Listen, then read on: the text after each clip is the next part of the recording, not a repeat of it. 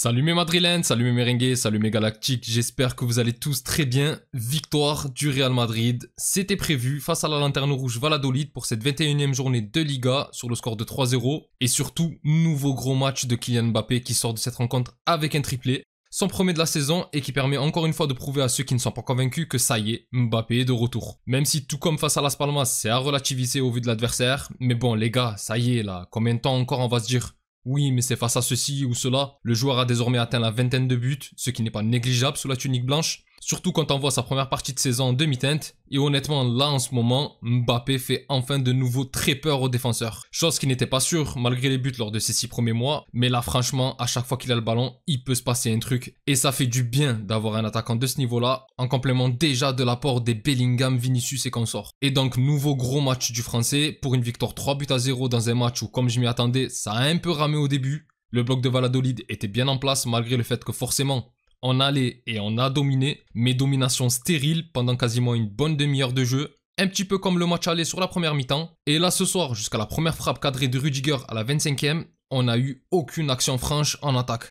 Alors que les joueurs de Valladolid, sans être exceptionnels, avaient eux réussi à faire s'employer Courtois en début de match, notamment sur un corner où le gardien belge fait la parade.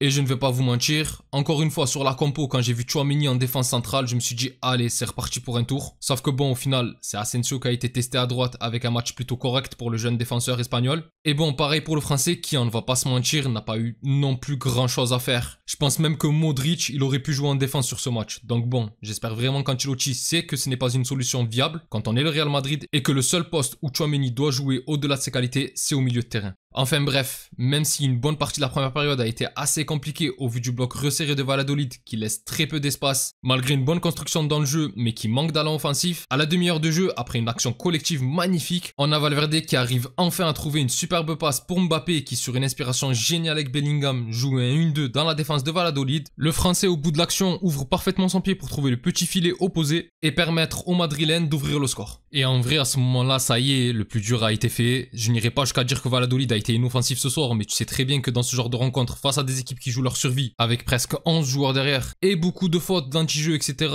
où ça va vouloir gagner du temps quand ils vont subir des fautes, où ils savent qu'il y a risque de danger sur des contres, et où ils vont vouloir embêter les joueurs en tâtant un peu trop les chevilles, les tirages de maillot, etc. Une fois que tu as ouvert la brèche, ça y est, là tu les forces à se déployer un peu plus, et tu peux leur faire mal. Et en plus de ça, quand tu sais que tu as un attaquant comme Mbappé très en confiance, et ça se sent, que ce soit sur ses gestes, les roulettes, les passes techniques à la FIFA, etc., avec des appels incessants, on l'a vu même parfois décrocher, prendre le couloir gauche aussi. Bref, quand tu as un joueur comme ça devant et un excellent Bellingham derrière qui est toujours aussi à l'aise et souvent dans la dernière passe, ben tu attends juste l'erreur pour les punir. Même si malheureusement, par contre, j'ai été assez déçu de la rencontre de Rodrigo et Brahim, un peu trop discret, même si on a eu un Rodrigo qui a beaucoup participé au jeu par rapport au Marocain, mais en même temps c'était totalement logique, on avait quand même un jeu qui penchait clairement sur le côté gauche. Mais j'ai trouvé tout de même fou le fait de se dire que dans une rencontre où tu as quand même clairement dominé l'adversaire avec plus de 70% de possession de balle et au moins une vingtaine de frappes, il n'y ait pas une action qui me revienne en tête où Brahim est déterminant parce que Rodrigo, malgré son match qui était en dessous de ses standards, auquel il nous avait habitués comme celui face à Salzbourg en moitié de semaine par exemple, lui en deuxième mi-temps, il va avoir malgré tout sa petite passe décisive pour le second but de Mbappé où après une belle récupération de Valverde, on a Ceballos qui va lancer le Brésilien sur le côté gauche, qui va rentrer dans l'axe, provoquer et fixer la défense avant de décaler Mbappé sur lui aussi son côté préférentiel qui va ouvrir pour la deuxième fois du match son pied pour aller chercher le petit filet opposé pour le doubler et le but du break. Et pourtant je trouve que le début de deuxième mi-temps aurait vraiment pu être piège, on avait Valladolid qui rentre dans la seconde période avec beaucoup plus d'envie et comme prévu en vrai, ils sont obligés d'ouvrir le jeu et d'aller chercher l'égalisation maintenant, sauf qu'il y a eu beaucoup de déchets techniques côté Valladolid, ce qui a permis de ne pas être trop en danger jusqu'au second but de Mbappé. Et à partir de là, ça y est par contre, c'était fini. On a eu je ne sais pas combien d'actions et à chaque fois avec des combinaisons de 2-3 joueurs. Et très souvent il y avait Bellingham dans l'histoire, que ça soit avec Rodrigo et surtout avec Mbappé, même si à chaque fois il manquait un petit quelque chose à l'anglais qui était contré ou bloqué quand c'est lui qui devait finir l'action. Mais pareil, comme j'ai dit, on avait Mbappé qui arrivait souvent à donner une bonne solution, il faisait vraiment que bouger, lui aussi il va en avoir 2 ou 3 qui vont être un peu moins bien gérés, petit filet extérieur ou quoi. Jusqu'à la toute fin de match où encore une fois sur un beau contre, il y a Mbappé qui au lieu de tirer va décaler sur Bellingham dans l'axe, qui va se faire chipper le ballon mais pas que, parce que sur cette action le jeune Mario Martin, qui a été formé à la Castilla d'ailleurs, va certes prendre le ballon, mais le problème c'est que son tacle est bien trop appuyé, très dangereux car il va finir avec la semelle sur le mollet de l'anglais, et bon au final c'est quand même la VAR qui va appeler l'arbitre et qui après visionnage va décider de donner un penalty et un deuxième jaune pour le défenseur qui laisse son équipe à 10, et Mbappé va le transformer pour le triplé. Alors il aurait pu le laisser pour quelqu'un d'autre, mais bon on connaît le français, il aime briller et avoir voir les stats. Et bien sûr que si avec sa confiance actuelle, il y a possibilité de mettre un triplé, bien sûr qu'il va vouloir le prendre. Il n'y a pas Vinicius, ça aurait été le Brésilien qui l'aurait tiré, sinon pour moi il n'y a pas plus de polémique que ça en vrai. Parce que d'un côté c'est très rare que le joueur qui subit la faute, ça soit également lui qui tire le penalty. Ça peut arriver bien sûr quand tu es le tireur attitré, mais ça reste tout de même assez rare. Sinon bien sûr que Bellingham aurait pu se faire justice lui-même. Et puis j'ai aussi en tête le souvenir où sur un match il y a Mbappé qui veut laisser Rodrigo tirer à sa place. Par contre, je suis désolé, je ne sais plus c'était quel match. Et il y avait Ancelotti qui avait poussé un coup de gueule pour dire aux Français de le tirer lui-même. Et c'était à l'époque où ça n'allait pas trop pour Mbappé. Peut-être que là, s'il l'avait laissé après un doublé, personne n'aurait dit quoi que ce soit. Mais bon, c'est un attaquant et un attaquant c'est égoïste. Si c'est à lui de le tirer, il le tire et puis voilà, l'essentiel c'est qu'il soit au fond.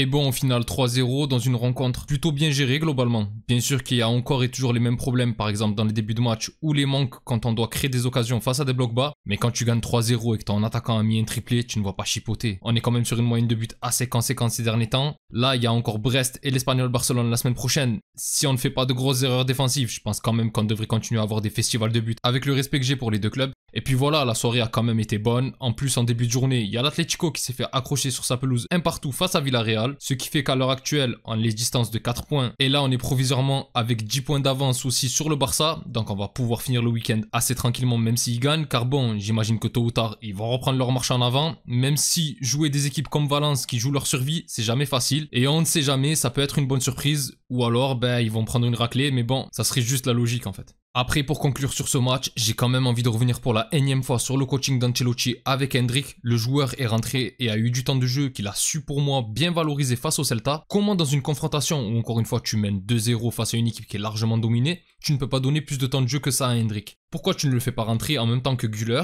Ton attaquant a mis un doublé à ce moment-là. Il y a Modric qui rentre, il y a Güler qui rentre et Endrick tu le fais rentrer pour des miettes. Je trouve qu'il gère vraiment très bien là-bas, qui s'est pété plus d'1 an et qui est plus proche de la fin de carrière que du début et qui rentre lui à chaque fois une bonne demi-heure pour retrouver des sensations. Pourquoi Endrick, qui a 18 ans et qui lui aussi a besoin de jouer et qui est assez performant à chaque fois qu'il rentre, tu ne lui donnes pas plus de temps de jeu face au dernier de Liga? J'arrive pas à comprendre ce délire. Et pareil, Valverde repose-le un peu. Déjà, j'ai eu la pression quand je l'ai vu boitiller après sa reprise loupée. Laisse-le se reposer, on sait qu'il va jouer à chaque fois. Et là, tu le fais finir sur le côté droit alors qu'on sait qu'il va jouer titulaire à tous les matchs. Repose-le. Et pour moi, c'est juste logique. Avec l'enchaînement des matchs cette année, tu le laisses reposer ton attaquant qui est en pleine bourre. Et franchement, c'est pas le moment qu'il se blesse ou quoi. Tu donnes du temps de jeu à un jeune qui a besoin de minutes pour s'aguerrir. Et dans un match où tu n'as plus besoin de ta pièce maîtresse, Valverde, tu le laisses se reposer ce soir. Certes, Ceballos a pris un jaune, mais franchement, on sent que Valverde était un peu sur les rotules. Et Ceballos n'aurait pas pris de second jaune. D'ailleurs, au passage, bon match de Ceballos encore. Et son carton jaune est totalement immérité. Il prend le ballon, il touche pas le joueur. Et d'ailleurs, ça m'a fait rire car aujourd'hui, ça a été le milieu espagnol qui a été pris en grippe par le public de Valladolid. Et je me dis juste, heureusement qu'il n'y avait pas Vinicius dans ce match vu les tensions sur le terrain. Enfin bref, mes galactiques, c'est tout pour moi concernant ce match. Si la vidéo vous a plu, n'hésitez pas à liker et à vous abonner. C'est un soutien très important pour la chaîne. Et je remercie toutes les personnes qui prennent le temps de le faire. Vous êtes les meilleurs. Pour les autres, on se retrouve pour la vidéo d'avant-match de la rencontre de Ligue des Champions mercredi face à Brest. D'ici là, je vous souhaite une excellente journée ou soirée selon l'heure à laquelle vous regardez cette vidéo. Prenez tous soin de vous et encore et toujours, hasta le final, vamos Real. Salut!